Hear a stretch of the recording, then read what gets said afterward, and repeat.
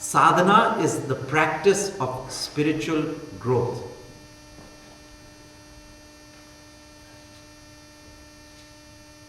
Now when you do this sadhana, Shwasa Dhane Sadhana, the breath is the practice of spiritual growth. When you constantly breathe, it gets subtler and subtler into life energy. And when you get life energy control, it dissolves the karma which are latent in the pranic lotuses of your spine. So your destiny is in your spine. Your destiny is in your spine. You don't expect me to get more specific than this, do you? Is this specific enough for you? So therefore, does it give you something to strive for? Because the only purpose of man's sojourn on this earth is to seek God. But the question is, it is so slow. If I'm chanting Om Namah Shivaya, Hare Ram, Hare Krishna, Krishna Krishna, Hare Hare, Hare Ram, Hare, I will get there. No doubt. I will get there. Even if I start walking from here to Santa Clara, definitely I'll get there. But if I take a car, I will get there faster. So this is the lightning path. People of eagle hearts cannot wait to see their beloved. Their beloved is God. And He is camouflaged behind the smile of your loving girlfriend. He is camouflaged between the beautiful red Ferrari that you own. And they are very possessive, and it's good here in America. I saw a guy with a Ferrari, and at the back number plate it was written, she's red, she's hot, and she's mine. You want to totally possess that car, and it's okay. So I asked him, where's your girlfriend? And he said, it doesn't matter, it's this thing. But you touch his car and say, don't touch the car. So that's his new girlfriend. That's okay. But it is God which is giving him the joy behind the Ferrari. It's God which is giving you the joy behind the loving arms of your husband. It's God that is behind giving you the joy of the food that your wife cooks for you. Everything behind every good action is God. But you get deluded. You get deluded into these minor things and forget the goal. Leonardo tried to bring a technique of Heda Khan Babaji from this thing. I had a talk with Heda Khan Babaji. I told him, this is Leonardo. He's gone off the track. Instead of preaching divinity, he preached immortality. Immortality is a byproduct of divinity, not immortality for itself. And also the Nath Yogis and the Siddhas of the Himalayas do not do body immortality for the sake of immortality. They keep a fine body, the rainbow body full of light, free from the ravages of time. Not because they want a divine body of rainbow light, free from the ravages of time. Because they want such a body so that in a healthy body temple, they can house a healthy God. That more of the divinity will come into them. So divinity, God, the divine consciousness itself is the sole purpose of your sojourn on this earth. Not the yogic beauty spa of body immortality. That's the spa. And you go to the yogic spa, your cells will stop, degenerating. They will stop. But that will happen. Don't focus on that. It will happen by virtue of your yearning for God. It takes a long time. If I go from here to Santa Clara walking or to San Francisco, it will take me some days. If I go by car, it's faster. If I go by the speed of light, if I travel at the speed of light, it will take me 8 minutes from here to the sun. Take me a few seconds from here to the moon. It's faster. But if I have to cross the universe, at the speed of light, then 10 million? 100 million? 100 million light years. 10 billion. 10 billion. That is the galaxy, not the, did I say universe? No, universe. If I cross the galaxy, then it will take 100 million years, 100 million light years. But if I cross the galaxy 500 times, 5 million times the speed of light, it will take 2 or 3 months.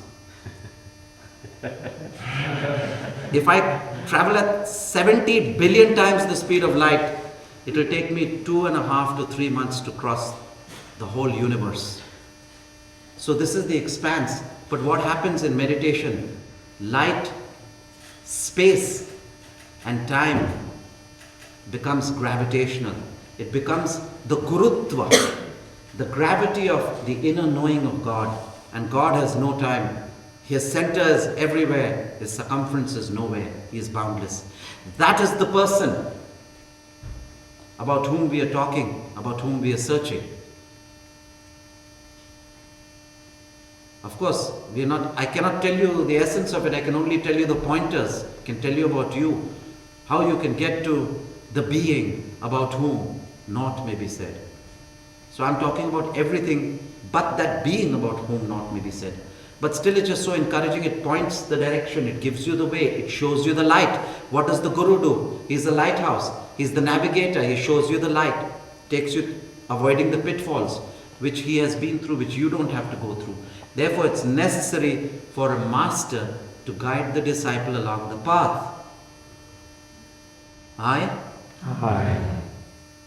Now, it takes a million years to express cosmic consciousness, which is also called the Krishna consciousness. This is all self-realization. Just a wee bit below God realization. It's also called the Christ consciousness. It is called the Nath Mandala, that's connected with us. The Nath Mandal or the Buddha field. So to get to the Buddha field, to get to your beloved Krishna or your Christ or your divine goddess, whoever, you would not like to practice for a million years. It's too long for the brain cells to express cosmic consciousness. Kriya Yoga, Babaji's Kriya Yoga is the lightning path. It is the lightning path which makes you speed up your evolution.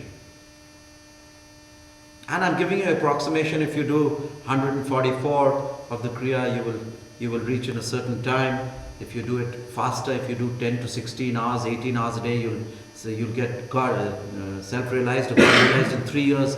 If you do 8 to 10 hours a day, it will take you 6 years.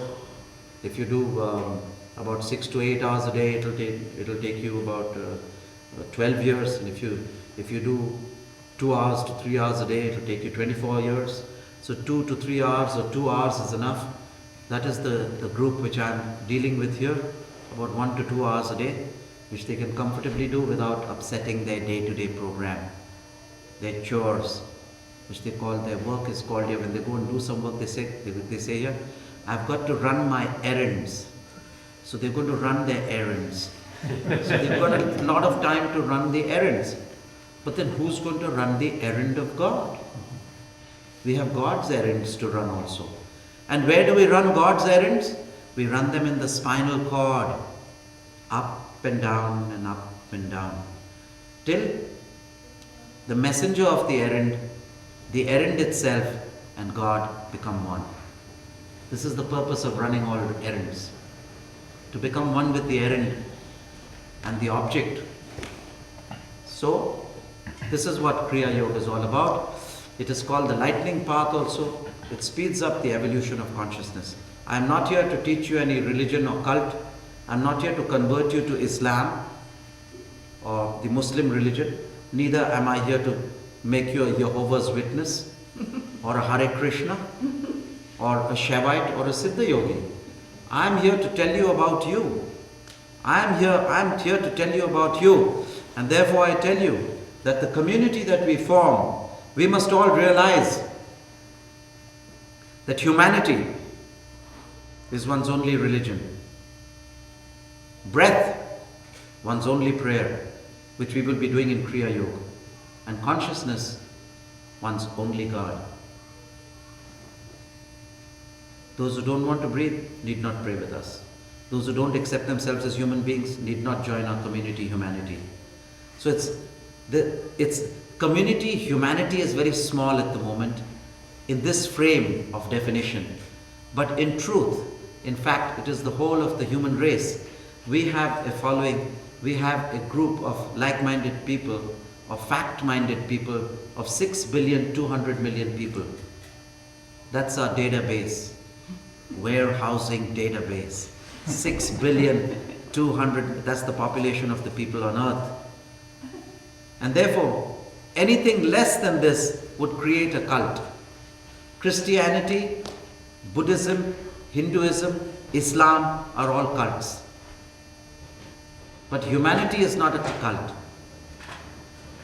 Humanity is the existence of souls on this earth who want to realize the true nature of their being. With this, I will begin to give you the empowerment, the initiation into the Babaji's Kriya Yoga. Initiation, every time you get, it helps your life energy to flow and assists in the expansion of your consciousness.